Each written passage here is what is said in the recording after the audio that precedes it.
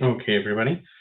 We're going to be finishing up the human factors evaluation methods, and it might be a little bit shorter than the normal hour, and then we're going to go into visualization principles next. I'll answer some of these questions too, and that came up on Slack. So,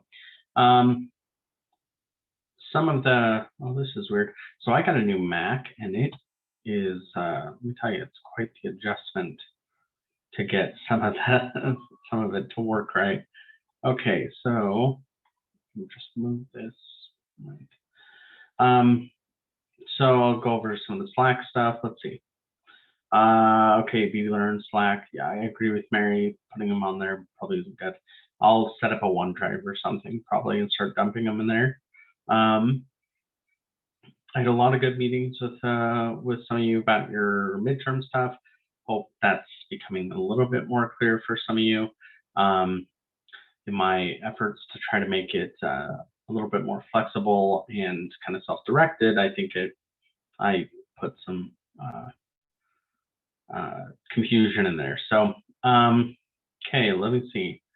Looking into, okay, I answered Nathan's question about nuclear reactor ownership.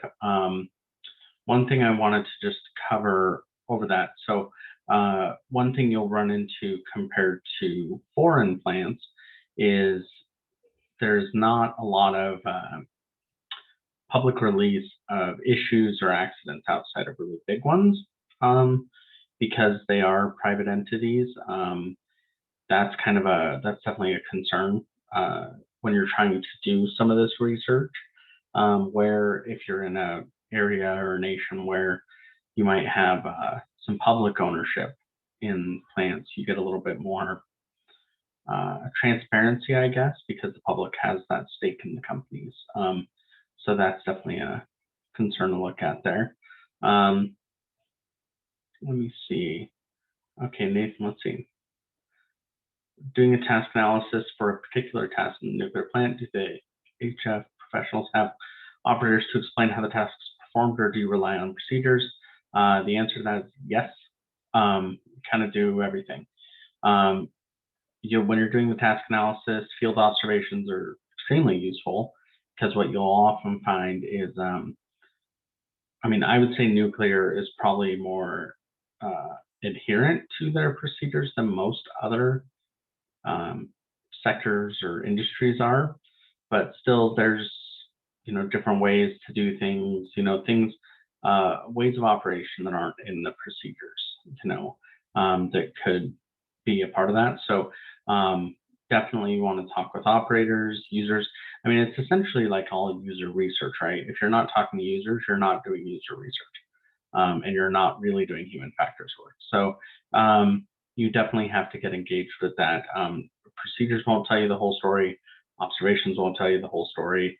And some of the other, just interviews, testing, you kind of need a multitude of ways to get some of those answers. An example of what an HRA would look like. So it depends on the tool you use. You can look up EPRI. EPRI has an HRA calculator that can be used. Otherwise, HRA, because it was kind of born from probabilistic risk assessment, so PRA, it tends to track pretty similarly. So you'll see fault trees and event trees and those things. And then nodes on those trees will be, might be human actions or have human components. I will see if I can dig up like a worksheet and see if that, if I can find one that was done. But it is kind of tricky there. So yeah, you're not alone. And especially considering there's, over 50 different HRA methods, there's a lot of variety. You have methods such as SPAR-H, which was developed at the INL, which has 8 performance shaping factors, so 8 things that we take into consideration about impacts to human error. And then you have like ADS-IDAC, which has over 50. So there's a lot of variety there, but I'll see what I can dig up there and how that works. And just try to remember, HRA is fundamentally trying to project into the future probabilities of failure, whether that's equipment failure or human failure and those things. So we're essentially dealing with, okay, if there's a 70% probability that an operator is going to fail this task because of it's a really stressful situation, there's not enough time, et cetera, et cetera. Okay, what if we modify the factors that affect our decision making? Do we see changes in the probability, and if so, what does that do?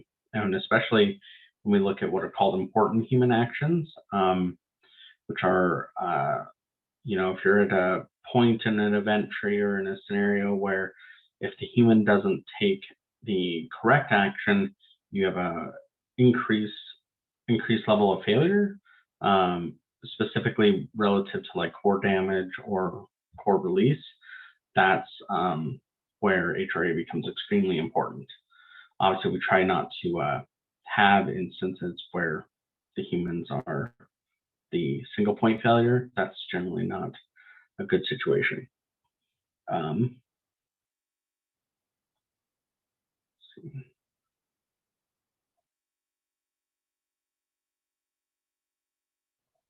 Mary, I love some of these thoughts about different ways to explore different cognitive tricks there. That's interesting. I have that article open. I just haven't had a chance to read it yet. Okay, technical debt. So technical debt, I don't know. It's one of those words that I think depending on where you use it, it can change.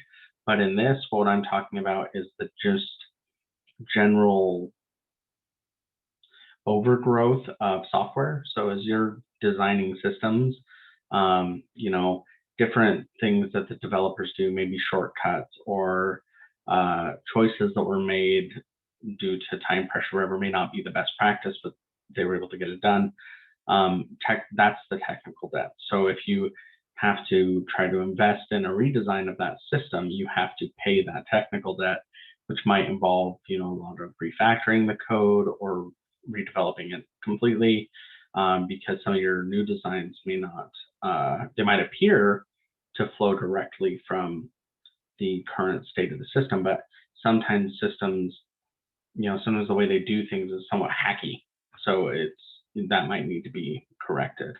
And then computer-based procedures, type 2 and 3. Okay, so there's 3 main types of computer-based procedures, in nuclear, at least in the way that they're typified. Is type 1 is just a display of the procedure, so think of it like a PDF document. Type 2 is where the procedure system is linked up with some of the instruments and sensors, so you will get some data with the procedures. So for example, if it's very common in nuclear that you'll need to go and verify the temperature of a thing or the pressure in a system and note it on your procedure, a type 2 procedure may populate that for you. And then type 3 will also have everything from type 2, but in addition, it has the completes that loop. So where the system is pushing information to the procedure, type 3 in type 2, type 3 is when the procedure then is pushing controls into the system. So imagine if instead of bouncing from a control board to a procedure set, you may just be able to function, like go through the steps in the procedure and take the actions within the procedure, and then it will push that information to the system. So those are all the questions on there from last week, it looked like. So one thing that came up in a few of the conversations with some of you that we had about the midterm is some just, I guess,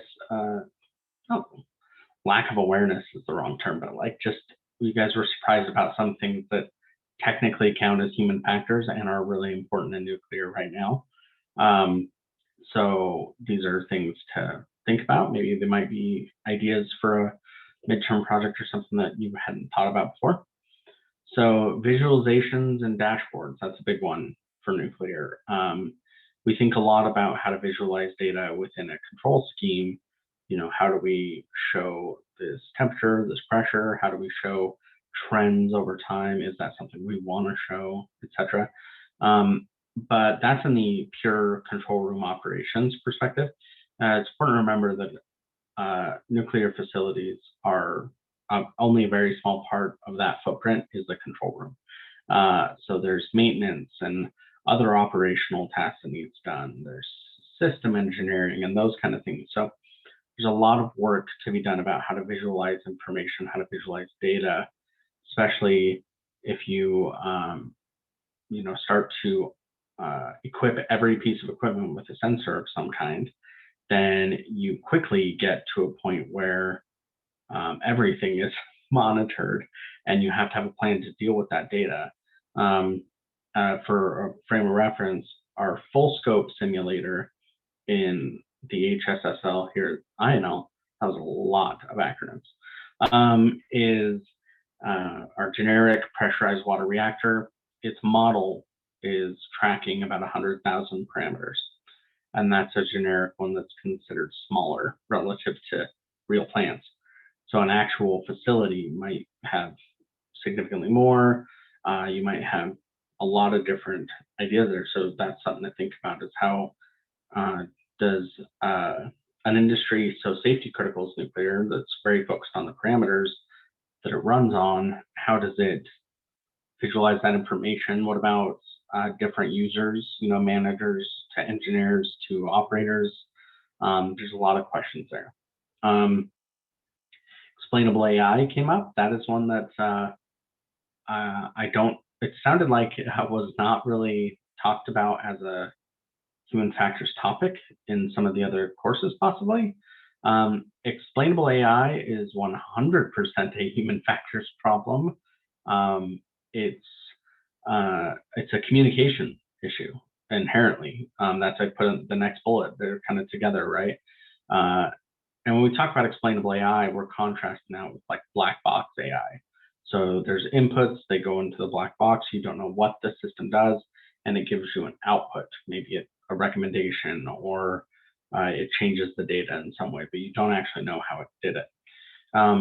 Those kind of AI systems will likely never be welcome in nuclear, at least not, I can't foresee that happening in the next decades. So a big focus needs to be placed on explainable AI and transparency of even just machine learning algorithms, things that don't necessarily take actions, they just monitor data and come to conclusions. You need to be able to show that. That is both a human factors design problem, but it's also a data problem when you think about it. How is that algorithm going to track its own decisions and those kind of things? So as you can see, it's really cognitive heavy. Human system cooperation and communication is a big one too. How do you have and we all deal with this all the time. Like you have alerts that pop up on your phone or on your computer and say, hey, you need to do this, you have to restart Windows, whatever it is.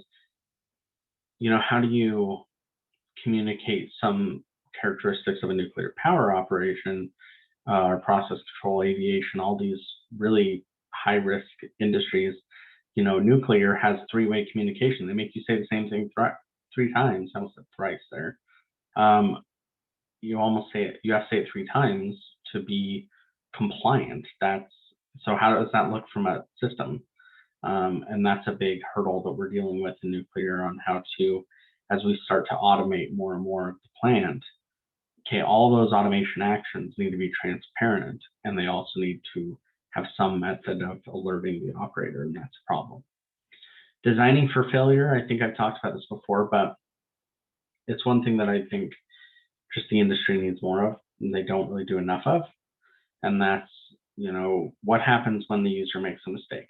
Nuclear in particular tries to take a tack of, no, we're going to train people, we're going to proceduralize everything so they can't make mistakes, which is just absurd. So how do you design for failure? This is everything from error messages to, hey, what you're trying to do is a bit weird. or doesn't fit historical data, why, or are you sure? So we get back into a little bit of human system cooperation, but that's also one of the things to think about is, let's say they go forward and they confirm and everything, and then they realize they made a mistake. You can't exactly undo, you can't control Z a physical system like a plant. So how do you plot or design for recovery of that error? That's another thing to think about. And the last one here, I just wanted to mention different nuclear systems. So as you're kind of considering different ideas or interests and everything, you're not bound to, the textbook giant cooling tower nuclear facility. There's a lot of other different nuclear things, everything from microreactors and fission batteries, which are different in some arbitrary way that I don't even totally understand. I think it's just an arbitrary cutoff between size, to small modular reactors like the NuScale project that's being installed out here at INL, to the things that power rovers on Mars. Those are radioisotope power generators, or radioisotope thermal generators, sorry. So RTGs are nuclear power situations. So now the rovers don't, we don't have a ton of direct control of that, but what if one of those is in your car, for example?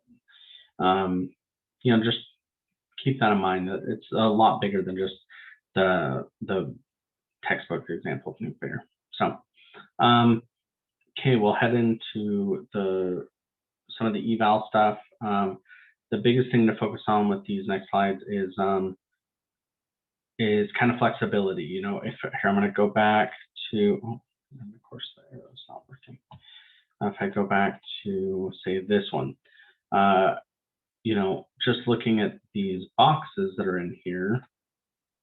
Let's see, can I do this? Yeah, so if we just look at, oh, this is neat. So if we just look at these boxes here, there's a lot of different steps and things involved, and these aren't necessarily exhaustive or prescriptive. So human factors, a lot of it is about modifying your situation to fit your needs. So that's something to keep in mind as we go through evaluation. There's a lot of different evaluation methods. None are necessarily right or wrong. They're just different ways to get to some of to ensure that what we're doing and what we're designing is good and will work. So yeah, evaluation, this is basically this loop. We want to understand how to improve a design. We want to find that design issues or possible new ideas and validate it against a set of design requirements. So considerations for selecting sound evaluation methods and measures. So this is another one of the big standards in nuclear. NUREGO 711 is still the big one for nuke, but IEEE standards also hold a lot of weight and can have, they might even cover the same topics, but they might have a different path to the information that's useful. And this is pretty basic, for anybody who's done most things. I think everybody, normally I would say, most of the students have done psych classes, so this is pretty familiar, but even the few of you that haven't will still have experienced this, where you need to measure something, so then you get data from that measurement, you analyze and interpret.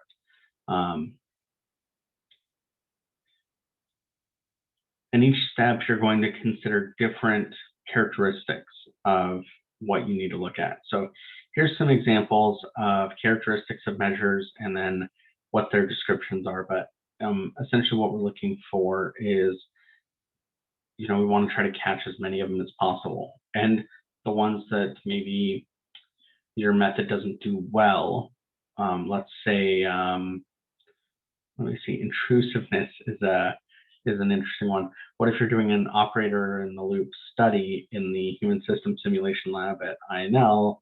They know they're in a lab and all that stuff. We're sitting there poking them, not literally, but directing them to do different things and stuff. That's pretty intrusive. So what's important is, if you can't satisfy some of these characteristics, that you, no matter what, still evaluate your method against these and make sure you have an answer for why oh yes, it doesn't do this thing very well, and this is why we're kind of making that trade-off. That's an important thing to keep in mind. I'll leave this up for just a couple seconds in case somebody needs a screenshot or whatever.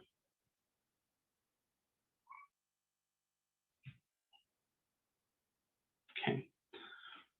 So workload is a great example. Workload's common it's a common focus in nuclear. Particularly, it's an aspect of most HRA methods and human error evaluations. It's a pretty important thing. And all three of these are examples of workload. They're examples of different types that could come into play, and they all have different implications and sources for our operators. Practical constraints is a big one for your methods too. If any of you have run a study before, you kind of probably realize this, where you're going to measure everything and it's going to be perfect and no threats to your validity or any of that stuff, and then you realize you don't have the time or the money to do what you wanted to do. This is really, really important in most real world research. You can't measure everything. Don't reinvent the wheel, those aspects. And just try to keep in mind, the bottom bullet there, test bed simulator available, licensed operators available.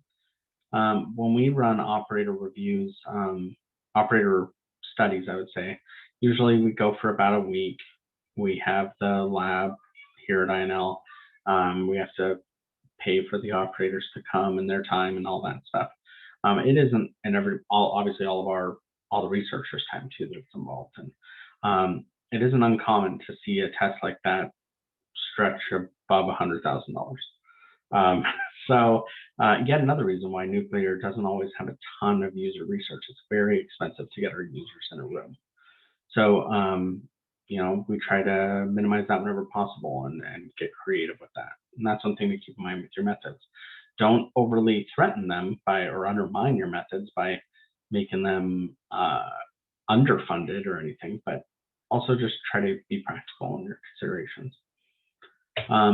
Same with analysis. Selecting the appropriate analysis is really important.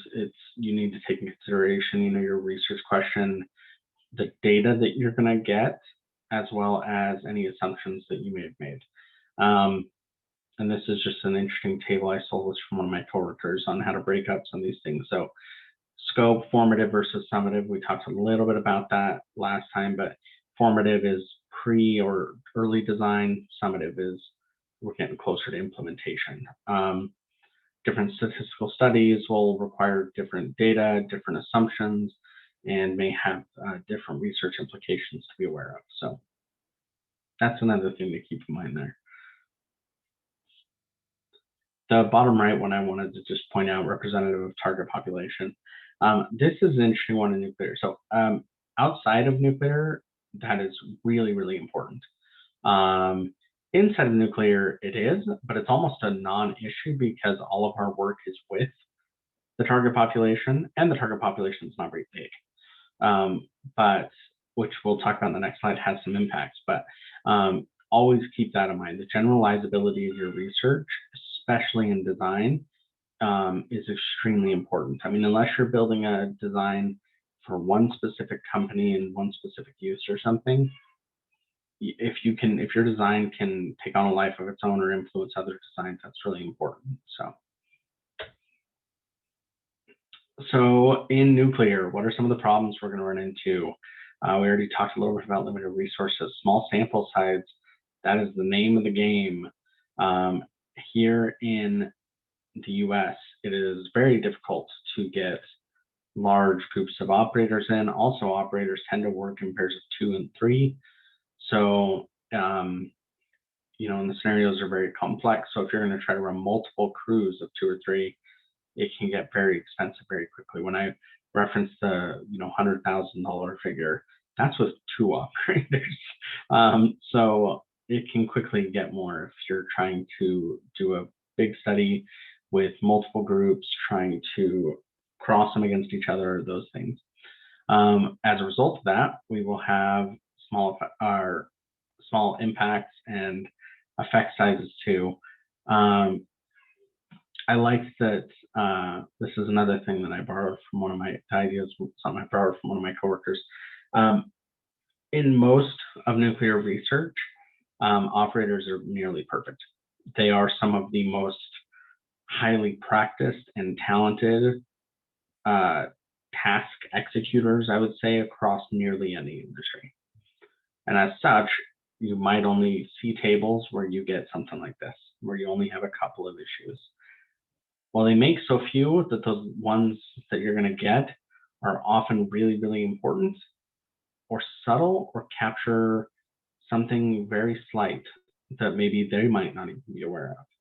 And so it's usually worth some extra focus time of that. And yeah, this is a problem for the last one's a problem for human factors measures generally. People just perform differently in a lot of instances, and that can be difficult, especially if they don't tend to follow any sort of a pattern. So keep that in mind as you're going through and thinking about, traditional statistical analysis and research methods, how they apply to something as very niche as nuclear. So this is an important one to look at. So you have to understand your criterion. So you can measure everything forever, but if you don't actually have something to evaluate against, all you're doing is measuring. So you're not doing anything of like objective worth to your research. So these criterion, these are just some examples that are used and referenced in 0711.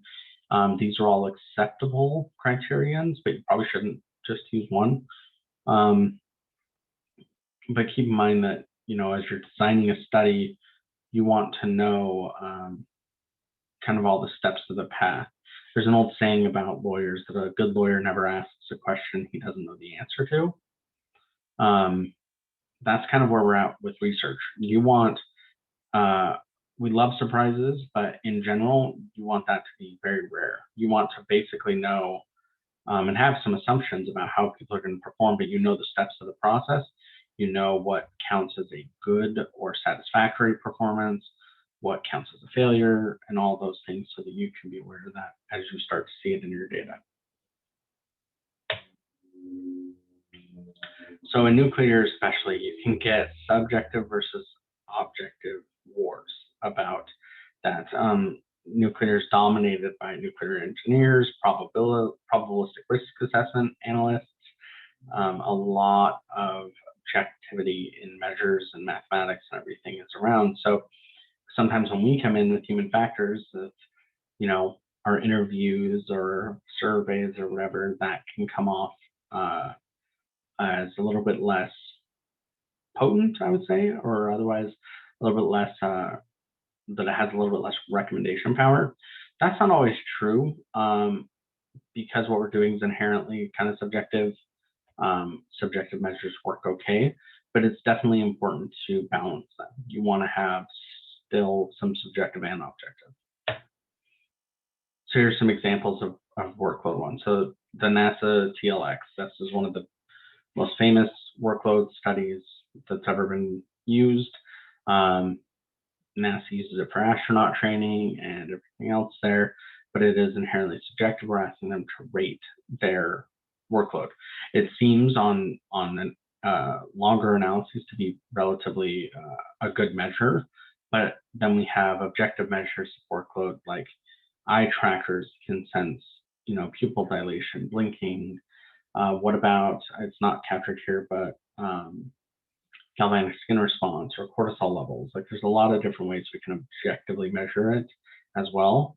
But as usual, if you can double up or use different methods simultaneously, that's your best bet. And NUREG 0711, takes a stand on different measures that need to be used across the your hierarchy of design tasking. And in general, I think all of these are pretty common ones that they will want to capture. Situation awareness is also an interesting one to look at. There's SART and some other measures. it's kind of along the lines of the TLX. It has a lot of, I would say, measure work done to develop those. I personally am a little bit of a SAA skeptic, but it's in the sense of I know it exists, but in the sense of capturing it, I think is really difficult. So that's an interesting area for more work to come out in. Here's another example of choosing your evaluation methods from ISO. So the context that your users are undergoing, what tasks you're asking them to do, and what are their goals, those may drive specific instances of your evaluation. This goes back to that first table about those characteristics that they have. You know, there are trade-offs. You might have to weigh what's most important for your research question to get to the end of that. Oh, so evaluation within nuclear power plant design. So human factors is usually summative or formative. More often than not, it's more summative than formative. That's changing, but it's definitely slow going. And this is kind of, you know, starts with the question, what are the issues with the design, etc.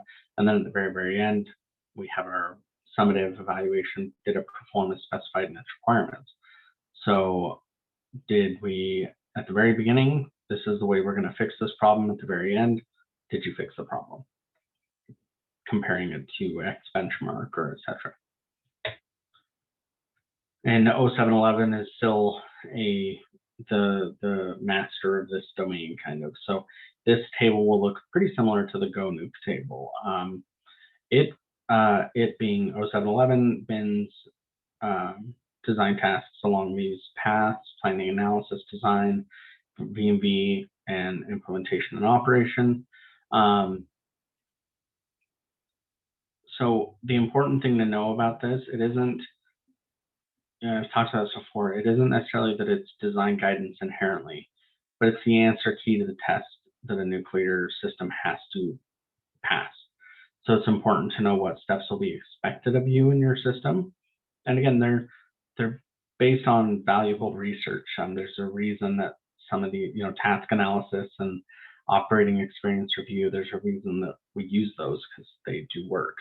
And that's something to keep in mind. Also important to keep in mind, task analysis often can fall into at least for me, it always felt somewhat objective. It's not. It's inherently subjective. So we do have this problem where a lot of these objective measures are, quote unquote, are still very subjective in human factors. I showed this table before with GoNuke. This is was developed in INL. It's essentially different design tasks mapped onto an 0711 grid. So, you know, if you checked all the boxes, you could say that you gave 0711 a fair shake, essentially.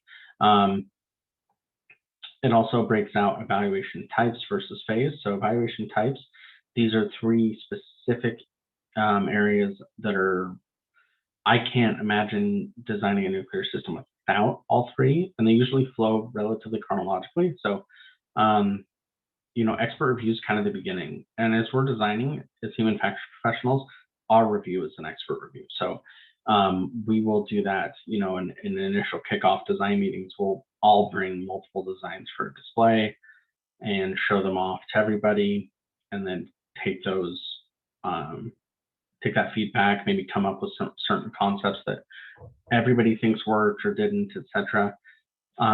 User study and knowledge elicitation are kind of tied together. They will be kind of this little loop as you're going, but you do need to user study or study your users at every step of these evaluation phases. So hopefully this is a little bit more helpful on clearing that up. It's one of the more helpful tables that I've found for nuclear breakdowns. So validation versus verification. This is a common disagreement, or I guess just sometimes confusion with nuclear. When we say we're going to validate something, we're ranking it against that criteria.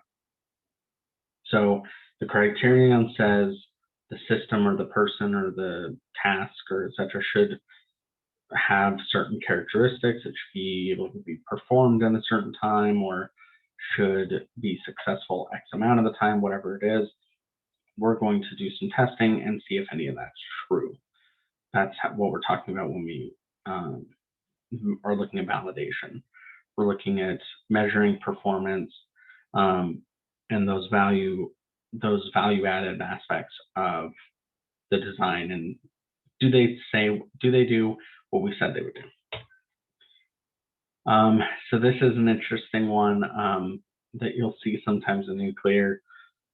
I don't know, sometimes it seems like they make acronyms just to make acronyms, but this is kind of a heat map of where you might break out qualitative versus quantitative, subjective versus objective, and where these things might fit, as well as what area they might fall into versus plant performance, situational awareness, etc. I don't tend to use this methodology or this iconography, but it might be useful to some to kind of clear up what these mean and kind of how they tend to be used. So here are essentially, this is the table's kind of a tweak on GoNuke and 0711, kind of just basic table structure, but also put in some specific measures that might be more useful for your user to look at and to be used in your research. Then the next few slides will kind of break out each of the 4 quadrants. So qualitative, objective, what are some examples here? Walkthroughs, observations are 100% fit into this area. Now, observation, and most of you who had psych research methods will remember, observation has threats to its objective validity if just one person's observing and noting. You usually need multiple individuals to participate, so you can kind of help get over the issues that, if one person catches it but the other one doesn't, and they're similarly trained and everything, versus when they both see something. Walkthroughs and talkthroughs are a little bit different because usually they can be objective in the sense of we are often noting their script, writing down exactly what they say, or noting specific points. So that's definitely something that fits that situation. Qualitative subjective methods, so display reviews, focus groups, interviews, basic questionnaires, these are all very subjective. That does not mean they are not valuable. In most of the nuclear control room modernization work that we've done and research, these type of methods have been extremely valuable, and in some studies, more valuable than quantitative measures are. So, make use of them early and often. Now, the quantitative ones, quantitative objective, we talked about eye tracking, which generates heat maps, usability, performance metrics. How many errors did they have? How long did it take them to complete things, etc. Procedure logs or also system logs would be objective methods of when they took different actions. And some of the subjective methods that are quantitative. SARTs, I talked about that a little bit in TLX. These are subjective measures, and I would say most of the time, these type of measures are questionnaire style or self-report. That's kind of what gives them their subjectivity. They're quantitative in the sense of we can count their self-reports. I've always liked this workflow on how to kind of when design things might fit along chronological timetable. Plant FAT, just so you know, that means factory acceptance test or field acceptance test. That is not, that's not a comment on the plant's weight. And what's important to know is things will exist in multiple phases. Usability questionnaires have value at different steps of observations and different display reviews. So that's one of the more interesting things about human factors. We don't take a step and then put it away until this time next year. It's iterative, and we can use those methods as we feel like they have value for us, which is important to keep in mind there. Verifications, we talked a little bit about validation earlier. Verification is evaluating the design against a benchmark. So most commonly in nuclear, this might be NUREGO 700. So like our main style guide or design standard. In some other areas, you might have design requirements might be the thing you're comparing against, or requirements from the regulator or from the plant engineers, those aspects. But it's still a key component, because before we were saying, does the system do what we're validating the claims that the system was designed to satisfy. Verification is a little bit different. It's does the system have all the traits that we expect it to have or that we require it to have? This is really, really important, and it can catch a lot of issues where a design element might have been overlooked or forgotten about or something along those lines. So that's an important one to keep in mind. Design heuristics, this is something we will use often to verify against. So, Nielsen's 10 heuristics, they're listed here, are ones that I use all the time. They'll also keep you busy, because nuclear doesn't do a great job of most of these. I would say most old software doesn't, so it's probably more of an old software problem than a nuclear problem. But it's definitely one of the things that we will use to evaluate and note when there's issues. You'll usually get design recommendations from that as well.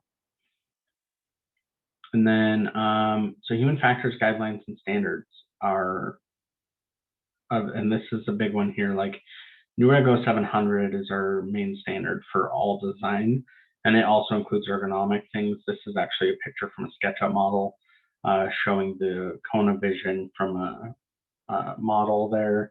That's an interesting actual feature pack you can get loaded into SketchUp, which can help when you're doing ergonomic evaluations of spaces or any of those things.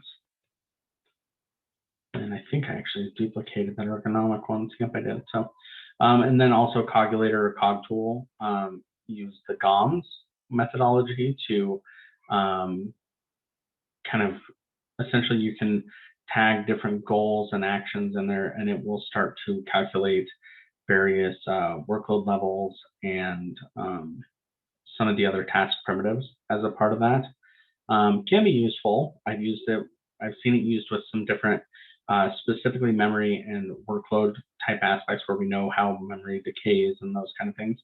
That can be really useful as a check, just to make sure, oh, your display is designed really well, but your process has this one bottleneck where you have a lot of problems. Maybe you're actually requiring somebody to remember a bunch of things at once that you weren't aware of. So that can be useful. And then, yeah, the next slide is just the ergonomics one duplicated. So that's all on this one. It is a little bit shorter. I'm going to try to put the visualization one up in the next couple of days. So that might catch us up for that week. Fingers crossed.